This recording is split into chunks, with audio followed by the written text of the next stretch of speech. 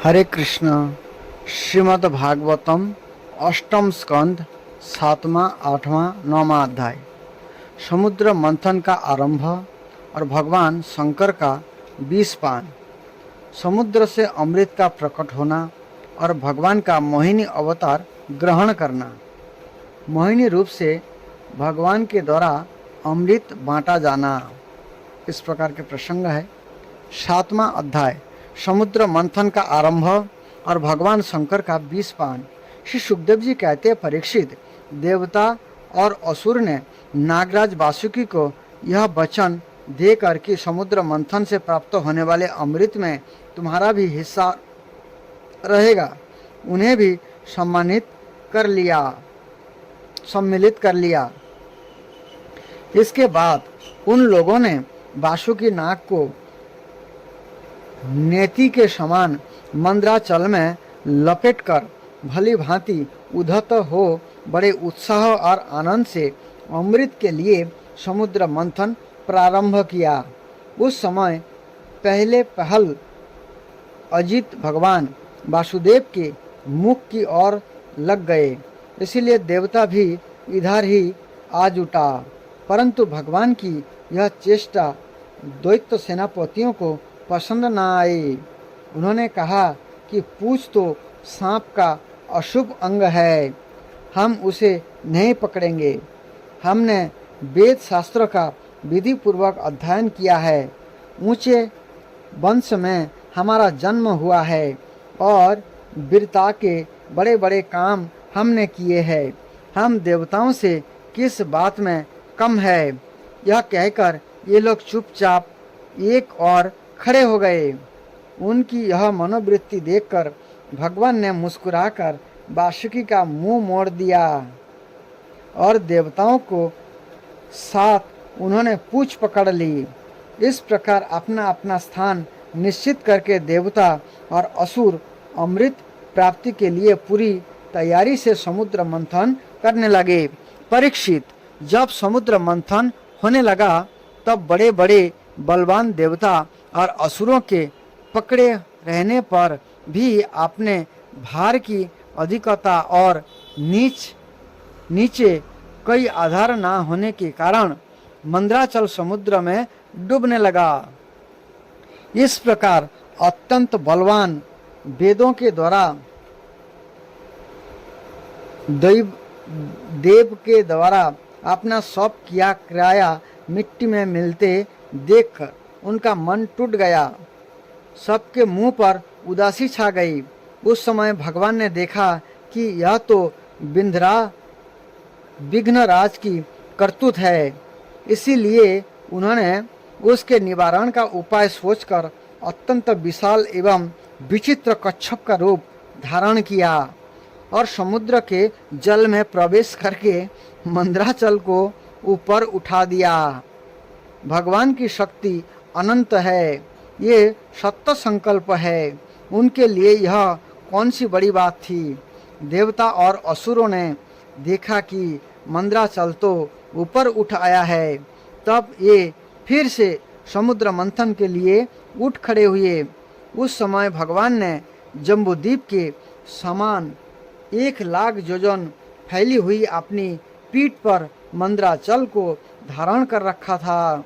परीक्षित, जब बड़े बड़े देवता और असुरों ने अपने बाहुबल से मंद्राचल को प्रेरित किया, तब यह भगवान की पीठ पर घूमने लगा। अनंत शक्तिशाली आदि कच्छप भगवान को उस पर्वत का चक्कर लगाना ऐसा जान पड़ता था मानो कोई उनकी पीठ खुजला रहे हो। मंद्राचल पर्वत से भगवान अपना पीठ खुजला रहे हैं समुद्र मंथन का लीला में। साथ ही समुद्र मंथन संपन्न करने के लिए भगवान ने असुरों में उनकी शक्ति और बल को बढ़ाते हुए असुर रूप से प्रवेश किया। वैसे ही उन्होंने देवताओं को उत्साहित करते हुए उनमें देव रूप से प्रवेश किया और वासुकी नाग में निद्रा के रूप से। इधर पर्वत के ऊपर दूसरे पर्वत के समान बनकर सहस्त्र बाहु भगवान अपने हाथों से उसे दबाकर स्थित हो गए। उस समय आकाश में ब्रह्मा, शंकर, इंद्र आदि उनकी स्तुति और उनके ऊपर पुष्पों की वर्षा करने लगे। देखिए, सब कुछ भगवान ही कर रहे, लेकिन माध्यम देवता और असुर को बनाए यहाँ पर। इसीलिए सब कार्य तो भगवान ही करते हैं, लेकिन इच्छा जो होते हैं हमारी होते हैं, तो भगवान उस इच्छा को पूरा करते, चाहे अच्छा हो चाहे बुरा। इसलिए हमें अच्छा इच्छा को ही करना चाहिए जो वेद संगत हो, शास्त्र संगत हो, नहीं तो बंधन का कारण बनता है।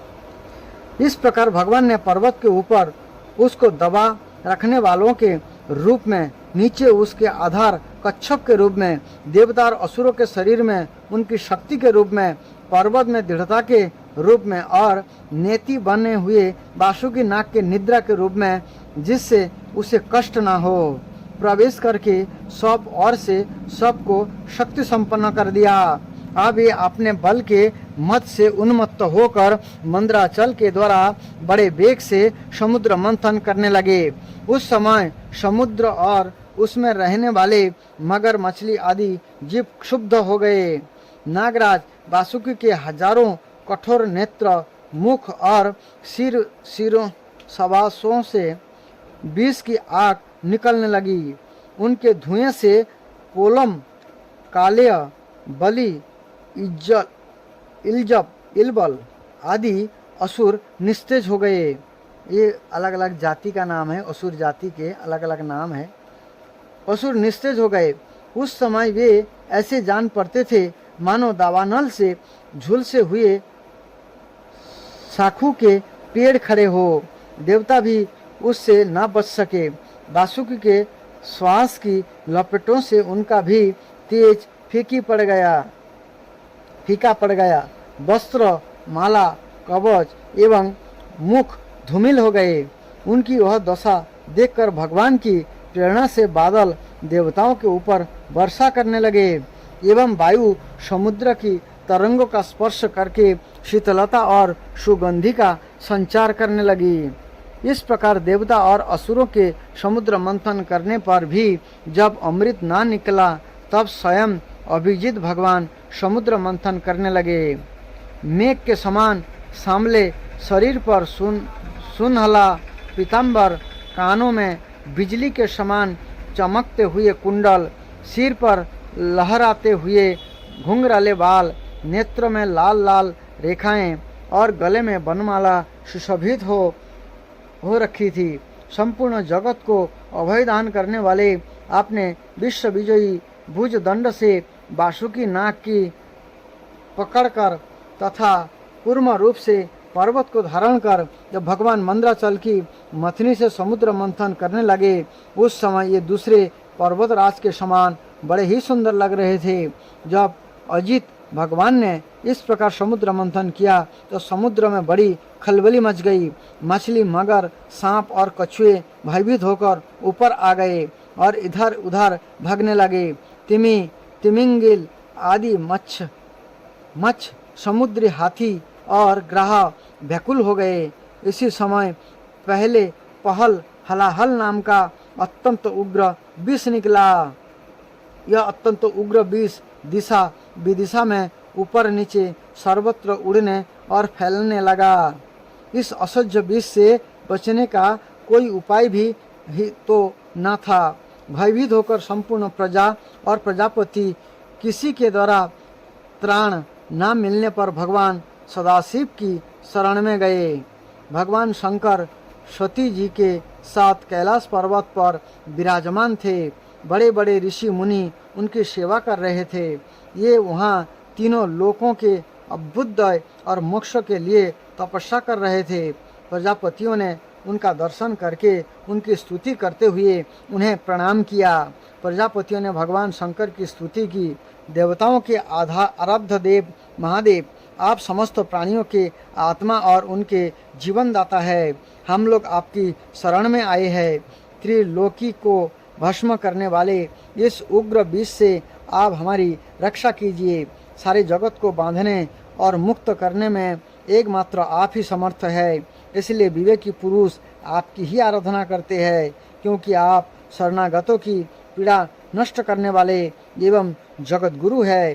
प्रभु, आपने गुणमयी शक्ति से इस जगत की सृष्टि, स्थिति और प्रलय करने के लिए आप अनंत एक रस होने पर भी ब्रह्मा, विष्णु, शिव आदि नाम धारण कर लेते हैं। आप स्वयं प्रकाश है। इसका कारण यह है कि आप परम रहस्यमय ब्रह्म तत्व है।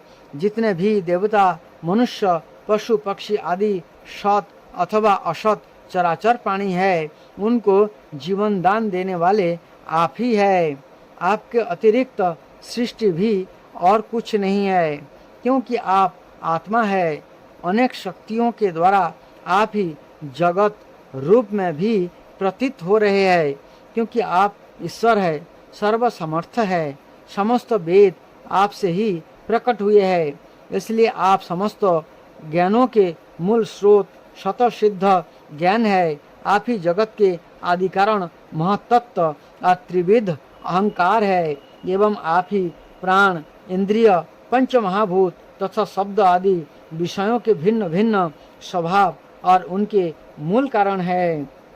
आप स्वयं ही प्राणियों की वृद्धि और ह्रास करने वाले काल है, उनका कल्याण करने वाले यज्ञ है एवं सत्य और मधुर वाणी है। धर्म भी आपका ही स्वरूप है। आप ही ओम इन तीनों अक्षरों से युक्त प्रणव है तथा त्रिगुणात्मिका प्रकृति है, ऐसा वेदवादी महात्मा कहते हैं। सर्व देव स्वरूप अग्नि आपका मुख है। तीनों लोकों के अभ्युदय करने वाले शंकर, यह पृथ्वी आपका चरण कमल है। आप अखिल देव स्वरूप है। यह काल आपकी गति है। दिशाएं कान है और वरुण रसनेन्द्रिय है। आकाश नाभि है, वायु श्वास है, सूर्य नेत्र है और जल वीर्य है। आपका अहंकार नीचे ऊंचे सभी जीवों का आश्रय है। चंद्रमा मन है और प्रभु स्वर्ग आपका सिर है। वेद स्वरूप भगवान समुद्र आपकी कोख है। पर्वत हड्डियां है। सब प्रकार की औषधियां और घास आपके रोम है। गायत्री आदि छंद आपकी सातों धातुएं हैं और सभी प्रकार के धर्म आपके हृदय है। स्वामिन, सधो जात आदि 5 उपनिषद ही आपके तत्पुरुष, अघोर, सधोजात, वामदेव और ईशान नामक 5 मुख है। उन्हीं के पद छेद से 38 कलात्मक मंत्र निकले हैं। आप जब समस्त प्रपंच से उपरत होकर अपने स्वरूप में स्थित हो जाते हैं, तब उसी स्थिति का नाम होता है शिव। वास्तव में वही स्वयं प्रकाश परमार्थ तत्व है। अधर्म की दंभ, लोभ आदि तरंगों में आपकी छाया है। उनकी विविध प्रकार की सृष्टि होती है। ये सत्व, रज और तम आपके 3 नेत्र है। प्रभु, गायत्री आदि छंद रूप सनातन वेद ही आपका विचार है, क्योंकि आप ही सांख्य आदि समस्त शास्त्रों के रूप में स्थित है और उनके कर्ता भी है। भगवान आपका परम ज्योतिर्मय स्वरूप स्वयं ब्रह्म है। उनमें ना तो रजगुण, तमगुण एवं सतगुण है और ना किसी प्रकार का भेदभाव ही आपके इस स्वरूप को सारे लोकपाल, यहाँ तक कि ब्रह्मा, विष्णु और देवराज इंद्र भी नहीं जान सकते। आपने कामदेव, दक्ष के यज्ञ, त्रिपुरासुर और कालकूट विष, जिनके आप अभी अभी अवश्य पी जाएंगे, और अनेक जीवद्रोही असुरों को नष्ट कर दिया है। परंतु वह कहने से आपकी कोई स्तुति नहीं होती, क्योंकि प्रलय के समय आपका बनाया हुआ वह विश्व आपके ही नेत्र से निकली हुई आग की चिंगारी एवं लपेट से जलकर भस्म हो जाते हैं, और आप इस प्रकार ध्यानमग्न रहते हैं कि आपका इसका पता ही नहीं चलता। जीवन मुक्त आत्माराम पुरुष अपने हृदय में आपके जुगल चरणों का ध्यान करते रहते हैं तथा आप स्वयं भी निरंतर ज्ञान और तपस्या में ही लीन रहते हैं। फिर भी सती के साथ रहते देखकर जो आपको आसक्त एवं शमशानवासी होने के कारण उग्र अथवा निष्ठुर बतलाते हैं, ये मूर्ख आपकी लीलाओं का रहस्य भला क्या जाने। उनका वैसा कहना निर्लज्जता से भरा है। इस कार्य और कारण रूप जगत से परे माया है और माया से भी अत्यंत परे आप है। इसलिए प्रभु आपके अनंत स्वरूप का साक्षात ज्ञान प्राप्त करने में सहसा ब्रह्मा आदि भी समर्थ नहीं होते, फिर स्तुति तो कर ही कैसे सकते हैं। ऐसा अवस्था में उनके पुत्र के पुत्र हम लोग कह ही क्या सकते हैं। फिर भी अपनी शक्ति के अनुसार हमने आपका कुछ गुणगान किया है। हम लोग तो केवल आपके इसी लीला बिहारी रूप को देख रहे हैं, आपके परम स्वरूप को हम नहीं जानते। महेश्वर, यद्यपि आपकी लीलाएं अव्यक्त है, फिर भी संसार का कल्याण करने के लिए आप व्यक्त रूप से भी रहते हैं। इस प्रकार से देवता लोग, असुर लोग मिल करके जो है भगवान शिव का स्तुति किए। जो सदाशिव है, सदाशिव बैकुंठ लोक में रहते हैं, वो सदाशिव जब प्रलय करते हैं तो अपने आप को 11 रुद्र में विस्तार करते हैं और वही जो 11 रुद्र रूप है वो प्रलय करता है। सदाशिव जो है कुछ नहीं करते हैं, सदाशिव की शक्ति करते हैं। और सदाशिव कौन है? स्वयं भगवान ही है। स्वयं भगवान विष्णु का एक प्रकार के अवतार भी मान सकते हैं इसको।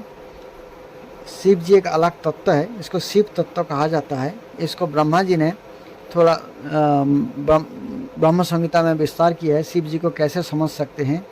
जैसे दधि विकार विशेष जोगात संजायते न तथा पृथक अस्ति हेतु जो संभूतामपि अपि समुपेत कार्यात गोविंदम आदिपुरुषम तमहम भजामि।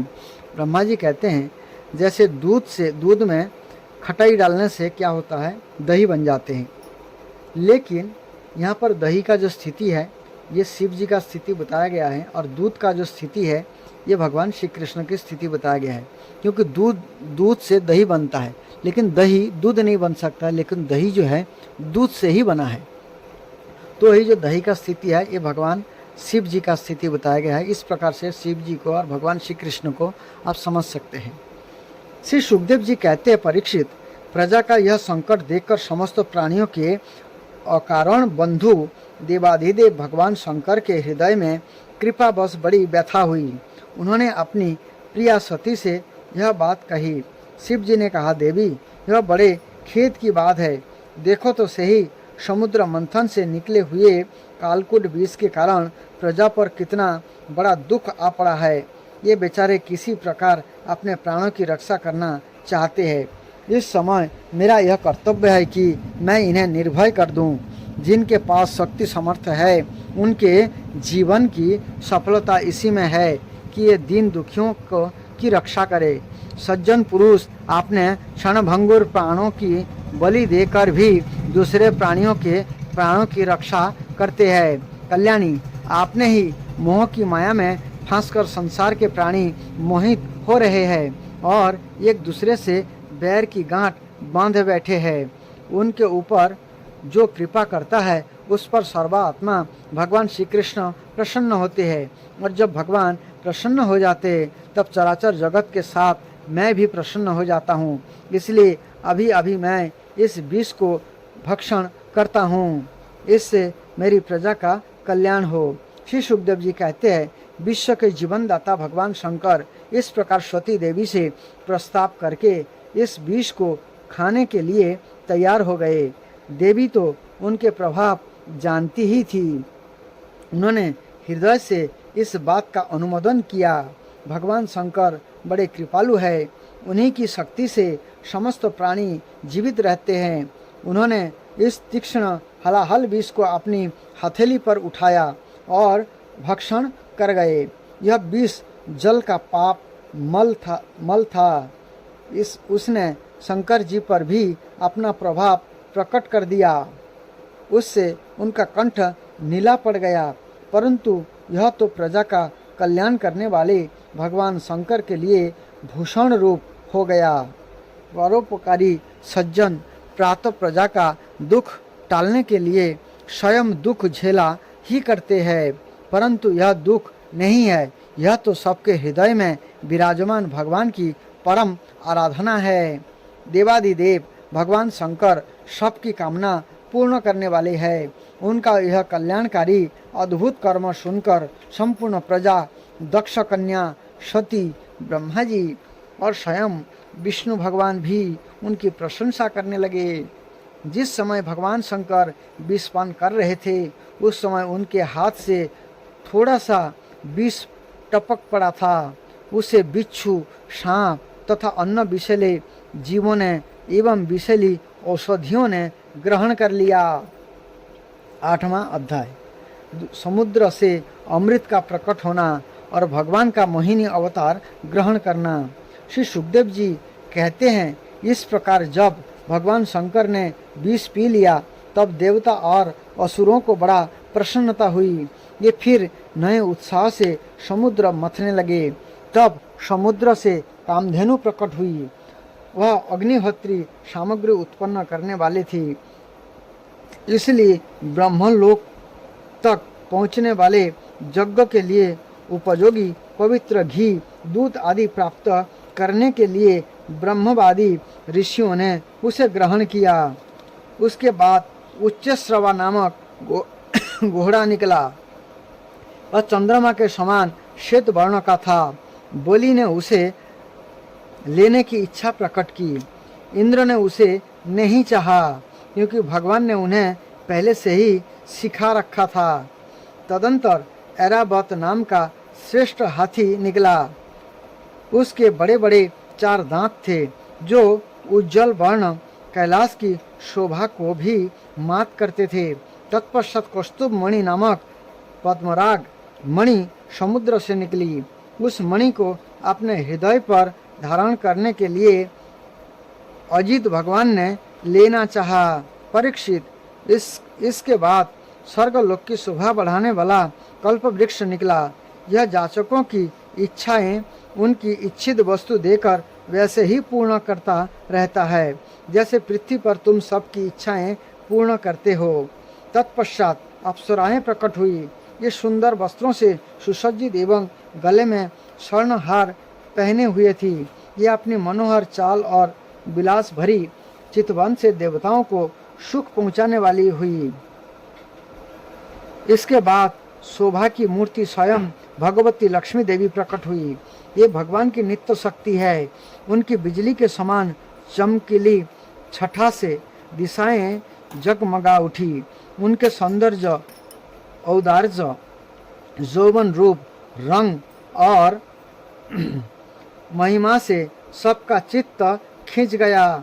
देवता, असुर, मनुष्य सभी ने चाहा कि ये हमें मिल जाए। स्वयं इंद्र अपने हाथों उनके बैठने के लिए बड़ा विचित्र आसन ले आए।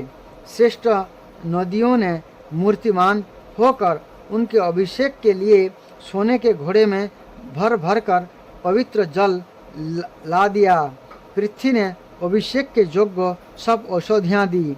गौओं ने पंचगव्य और बसंत ऋतु ने चैत्र वैशाख में होने वाले सब फूल फल उपस्थित कर दिए। इन सामग्रियों से ऋषियों ने विधि पूर्वक उनका अभिषेक संपन्न किया। गंधर्वों ने मंगलमय संगीत की तान छेड़ दी। नर्तकियां नाच नाच कर गाने लगी। बादल संध्या होकर मृदंग, डमरू, ढोल, नगारे, नरसिंगे, शंख, वेणु और वीणा बड़े जोर से बजाने लगे। तब भगवती लक्ष्मी देवी हाथ में कमल लेकर सिंहासन पर विराजमान हो गई।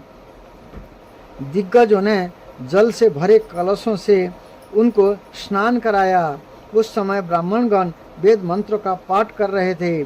समुद्र ने पीले रेशमी वस्त्र उनको पहनने के लिए दिए। वरुण ने ऐसी वैजंती माला समर्पित की जिसकी मधुमय सुगंध से भौरे मत वाले हो रहे थे। प्रजापति विश्वकर्मा ने भांति भांति के गहने, सरस्वती ने मोतियों का हार, ब्रह्मा जी ने कमल और नागों ने 2 कुंडल समर्पित किए। इसके बाद लक्ष्मी जी ब्राह्मण के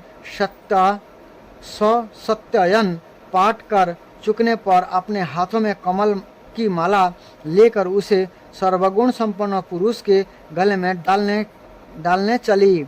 माला के आसपास उनकी सुगंधि से मत वाले हुए भौरे गुंजार कर रहे थे। उस समय लक्ष्मी जी के मुख की शोभा अवर्णनीय हो रही थी। सुंदर कपोलों पर कुंडल लटक रहे थे। लक्ष्मी जी कुछ लज्जा के साथ मंद मंद मुस्कुरा रही थी। उनकी कमर बहुत पतली थी। दोनों स्तन बिल्कुल सटे हुए और सुंदर थे। उन पर चंदन और केसर का लेप किया हुआ था। जब ये इधर उधर चलती थी तब उनके पायजेब से बड़ी मधुर झनकार निकलती थी। ऐसा जान पड़ता था मानो कोई सोने की लता इधर उधर घूम फिर रही है। ये चाहती थी कि मुझे कोई निर्दोष और समस्त उत्तम गुणों से नित्य युक्त अविनाशी पुरुष मिले तो मैं उसे अपना आश्रय बनाऊं, वरण करूं। परंतु गंधर्व, यक्ष, असुर, सिद्ध, चारण, देवता आदि में कोई भी ऐसा पुरुष उन्हें न मिला। ये मन ही मन सोचने लगी कि कोई तपस्वी तो है, परंतु उन्होंने क्रोध पर विजय नहीं प्राप्त की है। उन्हीं किन्हीं में ज्ञान है तो परंतु ये पूरे अनासक्त नहीं है। कोई है तो बड़े महत्त्वशाली, परंतु ये काम को नहीं जीत सके हैं। किन्हीं में ऐश्वर्य भी बहुत है, परंतु वह ऐश्वर्य ही किस काम का जब उन्हें दूसरे का आश्रय लेना पड़ता है। किन्हीं में धर्माचरण है तो परंतु प्राणियों के प्रति ये प्रेम पूरा बर्ताव नहीं करते। त्याग तो है परंतु केवल त्याग ही तो मुक्ति का कारण नहीं है। किन्हीं किन्हीं में वीरता तो अवश्य है, परंतु ये भी काल के पंजे से बाहर नहीं है। अवश्य ही कुछ महात्माओं में विषय आसक्ति नहीं है, परंतु ये तो निरंतर अद्वैत समाधि में ही तल्लीन रहते हैं। किसी किसी ऋषियों ने आयु तो बहुत लंबी प्राप्त कर ली है, परंतु उनका शील मंगल भी मेरे योग्य नहीं है। किन्हीं में शील मंगल भी है, परंतु उनकी आयु का कुछ ठिकाना नहीं। अवश्य ही किन्हीं में दोनों है ही बातें हैं, परंतु ये अमंगल बेश में रहते हैं। रहे एक भगवान विष्णु, उनमें सभी मंगलमय गुण नित्य निवास करते हैं, परंतु ये मुझे चाहते ही नहीं। इस प्रकार सोच विचार कर अंत में श्री लक्ष्मी जी ने अपने चिर अभिष्ट भगवान को ही वर के रूप में चुना, क्योंकि उनमें समस्त सद्गुण नित्य निवास करते हैं। प्राकृत गुण उनका स्पर्श नहीं कर सकते और अनिमा आदि समस्त गुण उनके चाह करते हैं, परंतु ये किसी की भी अपेक्षा नहीं रखते। वास्तव में लक्ष्मी जी एकमात्र आश्रय भगवान ही है। इसी से उन्होंने उन्हीं को वरण किया। लक्ष्मी जी भगवान के गले में यह नवीन कमलों की सुंदर माला पहना दी, जिसके चारों ओर झुंड के झुंड मत वाले मधुकर गुंजार कर रहे थे। इसके बाल लज्जापूर्ण मुस्कान और प्रेमपूर्ण चितवन से अपने निवास स्थान उनके वक्षस्थलों को देखती हुई ये उनके पास ही खड़ी हो गई। जगत पिता भगवान ने जगत जननी समस्त संपत्तियों की अधिष्ठात्री देवता लक्ष्मी जी को अपने वक्षस्थल पर ही सर्वदा निवास करने का स्थान दिया। लक्ष्मी जी ने यहाँ विराजमान होकर अपनी करुणा भरी चितवन से तीनों लोकपति और अपनी प्यारी प्रजा की अभिवृद्धि की। उस समय शंख, तुरही, मृदंग आदि बाजे बजने लगे। गंधर्व अप्सराओं के साथ नचने गाने लगे। इससे बड़ा भारी शब्द होने लगा। ब्रह्मा, रुद्र, अंगिरा आदि सब प्रजापति पुष्प वर्षा करते हुए भगवान के गुण स्वरूप और लीला आदि के यथार्थ वर्णन करने वाले मंत्रों से उनकी स्तुति करने लगे। देवता, प्रजापति और प्रजा सभी लक्ष्मी जी की कृपा दृष्टि से शील आदि उत्तम गुणों से संपन्न होकर बहुत सुखी हो गए। परीक्षित, इधर जब लक्ष्मी जी ने दैत्य और दानवों की उपेक्षा कर दी, तब ये लोग निर्बल, उद्योग रोहित, निर्लज्ज और लोभी हो गए। इसके बाद समुद्र मंथन करने पर कमल नयनी कन्या के रूप में वारुणी देवी प्रकट हुई। भगवान की अनुमति से दैत्य ने इसे ले लिया। तदंतर महाराज देवता और असुरों ने अमृत की इच्छा से जब और भी समुद्र मंथन किया, तब उसमें से एक अत्यंत अलौकिक पुरुष प्रकट हुआ। उसकी भुजाएं लंबी एवं मोटी थी, उसका गला शंख के समान उतार चढ़ाव वाला था और आँखों में ललिमा थी। शरीर का रंग बड़ा सुंदर सांवला सांवला था। गले में माला, अंग अंग सब प्रकार के आभूषणों से सुसज्जित, शरीर पर पीताम्बर, कानों में चमकीले मणियों के कुंडल, चौड़ी छाती, तरुण अवस्था, सिंह के समान पराक्रम, अनुपम सौंदर्य, चिकने और घुंघराले बाल लहराते हुए इस पुरुष की छवि बड़ी अनोखी थी। इसके हाथों में कंगन और अमृत से भरा हुआ कलश था, जो साक्षात विष्णु भगवान के अंशांश अवतार थे। यही आयुर्वेद के प्रवर्तक और यज्ञभोक्ता धन्वंतरी के नाम से प्रसिद्ध हुए। जब दैत्य की दृष्टि उन पर तथा अपने हाथों में अमृत से भरे हुए कलश पर पड़ी, तब उन्होंने शीघ्रता से बलात् उस अमृत के कलश को छीन लिया। ये तो पहले से इस ताक में थे कि किसी तरह समुद्र मंथन से निकली हुई सभी वस्तुएं हमें मिल जाए।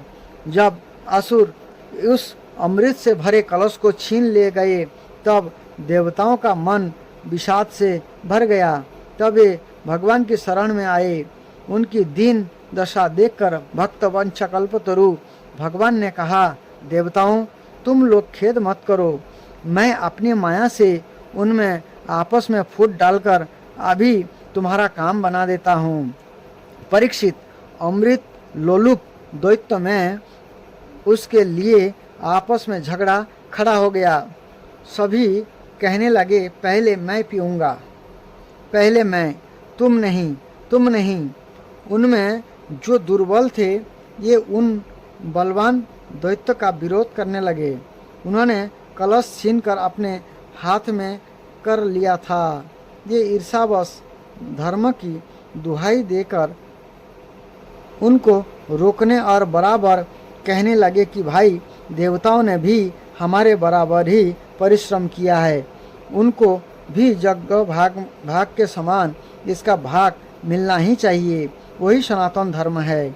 इस प्रकार इधर दैत्य में तू मैं हो रही थी और इधर सभी उपाय जानने वालों के स्वामी चतुर्शिरोमणि भगवान ने अत्यंत अद्भुत और आवर्णनीय स्त्री का रूप धारण किया।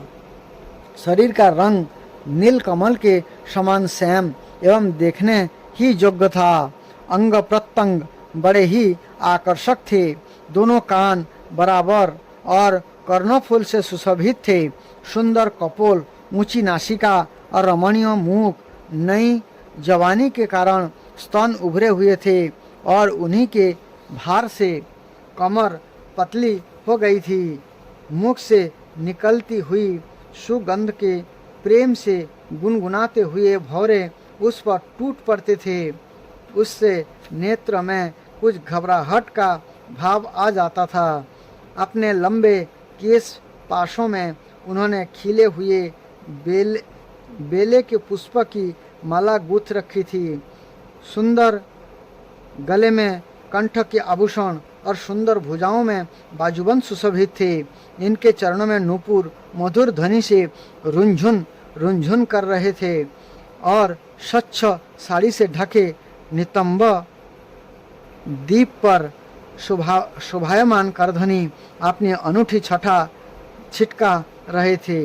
अपनी सलज्ज मुस्कान, नाचती हुई तिरछी भौएं और विलास भरी चितवन से मोहिनी रूपधारी भगवान दैत्य सेनापतियों के चित्त में बार बार कामोद्दीपन करने लगे। 9वां अध्याय, मोहिनी रूप से भगवान के द्वारा अमृत बांटा जाना। श्री सुखदेव जी कहते हैं, परीक्षित, आपस के सद्भाव और प्रेम को छोड़कर एक दूसरे की निंदा कर रहे थे और डाकुओं की तरह एक दूसरे के हाथ से अमृत का कलश छीन रहे थे। इसी बीच में उन्होंने देखा कि एक बड़ी सुंदरी स्त्री उनकी ओर चली आ रही है। ये सोचने लगा, कैसा अनुपम सौंदर्य है, शरीर से कितनी अद्भुत छटा छिटक रही है, तनिक इसकी नई उम्र तो देखो। बस आप ये आपस की लाग डांट भूलकर उसके पास दौड़ गए। उन लोगों ने काम मोहित होकर उससे पूछा, कमल नयनी, तुम कौन हो, कहाँ से आ रही हो, क्या करना चाहती हो? सुंदरी, तुम किसकी कन्या हो? तुम्हें देखकर हमारे मन में खलबली मच गई है। हम समझते हैं कि आप तक देवता, दैत्य, सिद्ध, गंधर्व, चानर और लोकपाल ने भी तुम्हें स्पर्श तक न किया होगा, फिर मनुष्य तो तुम्हें कैसे छू पाते? सुंदरी, अवश्य ही विधाता ने दया करके शरीरधारियों की संपूर्ण इंद्रियों एवं मन को तृप्त करने के लिए तुम्हें यहाँ भेजा है। मानिनी, वैसे हम लोग एक ही जाति के हैं, फिर भी हम सब एक ही वस्तु चाह रहे हैं, इसीलिए हम में डाह और बैर की गांठ पड़ गई है। सुंदरी, तुम हमारा झगड़ा मिटा दो। हम सभी कश्यप जी के पुत्र होने के नाते सगे भाई है। हम लोगों ने अमृत के लिए बड़ा पुरुषार्थ किया है। तुम न्याय के अनुसार निष्पक्ष भाव से इसे बांट दो, जिससे फिर हम लोगों में किसी प्रकार का झगड़ा ना हो। असुर ने जब इस प्रकार प्रार्थना की, तब लीला से स्त्री वेश धारण करने वाले भगवान ने तनिक हंसकर और तिरछी चितवन से उनकी ओर देखते हुए कहा। श्री भगवान ने कहा, आप लोग महर्षि कश्यप के पुत्र हैं और मैं ही उल्टा। आप लोग मुझ पर न्याय का भार क्यों डाल रहे हैं? विवेकी पुरुष स्वेच्छाचारिणी स्त्री का कभी विश्वास नहीं करते। दैत्य, कुत्ते और व्यभिचारिणी स्त्रियों की मित्रता स्थायी नहीं होती। ये दोनों ही सदा नए नए शिकार ढूंढा करते हैं। श्री सुखदेव जी कहते हैं, परीक्षित, मोहिनी परिभास भरी वाणी से दैत्य के मन में और भी विश्वास हो गया। उन लोगों ने रहस्यपूर्ण भाव से हंसकर अमृत का कलश मोहिनी के हाथ में दे दिया। भगवान ने अमृत का कलश अपने हाथ में लेकर तनिक मुस्कुराते हुए मीठी वाणी से कहा, मैं उचित या अनुचित जो कुछ भी करूं, यह सब यदि तुम लोगों को स्वीकार हो तो मैं यह अमृत बांट सकती हूँ। बड़े बड़े दैत्य ने मोहिनी की वह मीठी बात सुनकर उसकी बारीकी नहीं समझी, इसीलिए सबने एक स्वर से कह दिया, स्वीकार है। इसका कारण यह था कि उन्हें मोहिनी के वास्तविक स्वरूप का पता नहीं था। इसके बाद एक दिन का उपवास करके सबने स्नान किया, भविष्य से अग्नि में हवन किया, गौ, ब्राह्मण और समस्त प्राणियों को घास, चरा, अन्न, धन आदि का यथायोग्य दान दिया तथा ब्राह्मणों से सत्यायन कराया। अपनी अपनी रुचि के अनुसार सबने नए नए वस्त्र धारण किए और इसके बाद सुंदर सुंदर आभूषण धारण करके सब के सब उन कुशासन पर बैठ गए, जिसका अगला हिस्सा पूर्व की ओर था। जब देवता और दैत्य दोनों ही धूप से सुगंधित मालाओं और दीपों के से सजे सजाए भव्य भवन में पूर्व की ओर मुंह करके बैठ गए, तब हाथ में अमृत का कलश लेकर मोहिनी सभा मंडप में आई। यह एक बड़ी सुंदर साड़ी पहनी हुई थी। नितंब के भार के कारण वह धीरे धीरे चल रही थी। आंखें मद से विहल हो रही थी। कलश के समान स्तन और गज शावक की सूंड के समान जंघाएं थी। उसके स्वर्ण नूपुर अपने झनकार से सभा भवन को मुखरित कर रहे थे। सुंदर कानों में सोने के कुंडल थे और उसकी नासिका, कपोल तथा मुख बड़े ही सुंदर थे। स्वयं पर देवता भगवान मोहिनी के रूप में ऐसे जान पड़ते थे मानो लक्ष्मी जी की कोई श्रेष्ठ सखी यहाँ आ गई हो। मोहिनी ने अपनी मुस्कान भरी चितवन से देवता और दैत्य की ओर देखा तो ये सब के सब मोहित हो गए। उस समय उनके स्तनों पर से आंचल कुछ खिसक गया था। भगवान ने मोहिनी रूप में यह विचार किया कि असुर तो जन्म से ही क्रूर स्वभाव वाले हैं। इनको अमृत पिलाना सर्प को दूध पिलाने के समान बड़ा अन्याय होगा। इसलिए उन्होंने असुरों को अमृत में भाग नहीं दिया। भगवान ने देवता और असुरों की अलग अलग पंक्तियां बना दी और फिर दोनों को कतार बांधकर अपने अपने दल में बैठा दिया। उसके बाद अमृत का कलश हाथ में लेकर भगवान दैत्य के पास चले गए। उन्हें हाव भाव और कटाक्ष से मोहित करके दूर बैठे हुए देवता के पास आ गए तथा उन्होंने अमृत पिलाने लगे, जिसे पी लेने पर बुढ़ापे और मृत्यु का नाश हो जाता है। परीक्षित, असुर अपनी की हुई प्रतिज्ञा का पालन कर रहे थे। उनका स्नेह भी हो गया था और ये स्त्री के झगड़ने में अपनी निंदा भी समझते थे, इसलिए ये चुपचाप बैठे रहे। मोहिनी में उनका अत्यंत प्रेम हो गया था। ये डर रहे थे कि उससे हमारा प्रेम संबंध टूट न जाए। मोहिनी ने भी पहले उन लोगों का बड़ा सम्मान किया था, इससे ये और भी बंध गए थे। वही कारण है कि उन्होंने मोहिनी को कोई अप्रिय बात नहीं कही। जिस समय भगवान देवताओं को अमृत पिला रहे थे उस समय राहु दैत्य देवताओं का वेश बनाकर उनके बीच आ बैठा और देवताओं ने साथ उसने भी अमृत पी लिया। तुरंत तत्क्षण चंद्रमा और सूर्य ने उसकी पोल खोल दी।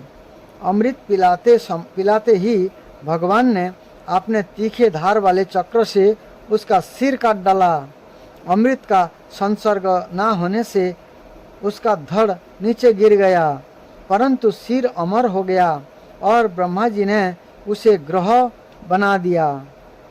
वही राहु पर्व के दिन पूर्णिमा और अमावस्या को बैर भाव से बदला लेने के लिए चंद्रमा तथा सूर्य पर आक्रमण किया करता है। जब देवताओं ने अमृत पी लिया तब समस्त लोगों को जीवन दान देने वाले भगवान ने बड़े बड़े दैत्यों के सामने ही मोहिनी रूप त्याग कर अपना वास्तविक रूप धारण कर लिया।